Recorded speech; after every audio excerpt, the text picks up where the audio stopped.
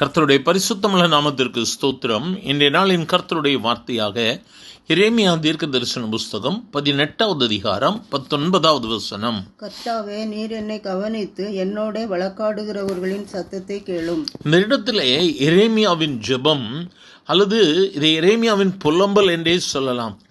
சொல்லும் பொழுது சொல்லுகிறார், ஆண்டவரே என்னை கவனிச்சு பாருங்க ஆண்டவரே, என்னோட வழக்காடுகிறவர்களின் சத்தத்தை கேளும். இன்னைக்கும் நமக்கு விரோதமானவர்கள் வழக்காடி கொண்டு இருக்கிறார்கள்ல, பலவிதமான சத்தங்கள் நமக்கு விரோதமாக எழும்பி இருக்கிறதோ. எனக்கு அருமையான தேவ பிள்ளையை, சோர்ந்து போய் இந்த வார்த்தையை கேட்டுக்கொண்டிருக்கிறியா? எத்தனையோ வார்த்தைகள் எனக்கு விரோதமாக எழும்பி இருக்கிறது. எத்தனையோ சத்தங்கள் எனக்கும் என் குடும்பத்திற்கும் என் சபைக்கும் என்னை சார்ந்தவர்களுக்கும் விரோதமாய் வந்திருக்கிறது. வழக்காடுகிறவர்கள் அதிகமாக இருக்கிறார்கள் என்று சொல்லி கலங்கி போயிருக்கிறாயோ?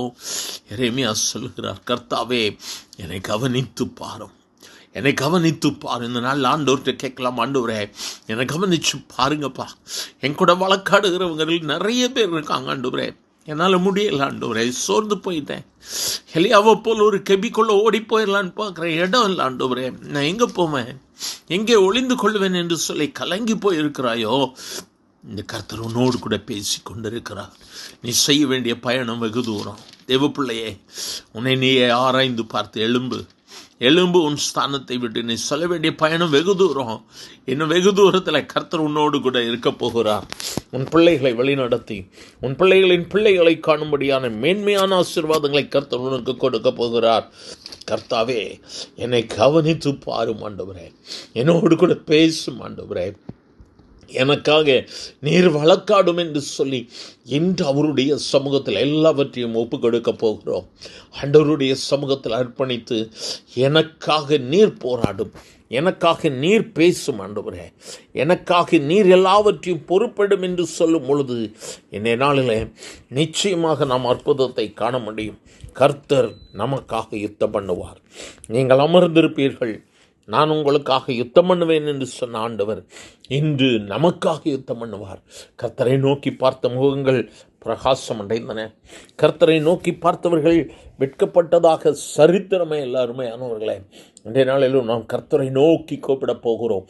எனக்கு இறங்கும், என் குடும்பத்திற்கு இறங்கும், என் பிள்ளைகளுக்கு இறங்கும், என்னை சார்ந்தவர்களுக்கு இறங்கும். உன் ஜெபம் விண்ணப்பம் எதுவாக இருந்தாலும் இன்று நாம் ஒருமனப்பட்டு ஜெபிக்கிற பொழுது கர்த்தர் எழுந்தருளுவார். கர்த்தர் நமக்காக வழக்காடுவார். இன்று கர்த்தர் நீதியை சரி கட்டுவார். நோக்கி பார்க்கலாமா? எங்கள் அன்பின் ஆண்டவரே, ஆசீர்வதிக்கப்பட்ட இந்த காலை வேளைக்காக நன்றி ஆண்டவரே.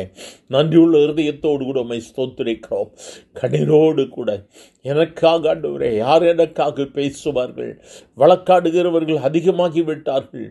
குற்றம் சுமத்துகிறவர்கள் எதிர்த்து நிற்கிறார்கள்.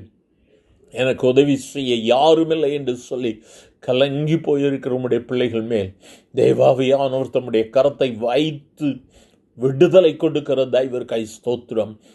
பரிசுத்தாவியானவர் எங்கு உண்டோ அங்கு விடுதலை உண்டு. இந்த நாளிலே விடுதலைக்காய் நீர் கொடுக்கிற விடுதலைக்காய் ஸ்தோத்திரம். ஆசீர்வதியும். இயேசுவின் நாமத்தில் பிதாவே, ஆமேன், ஆமேன்.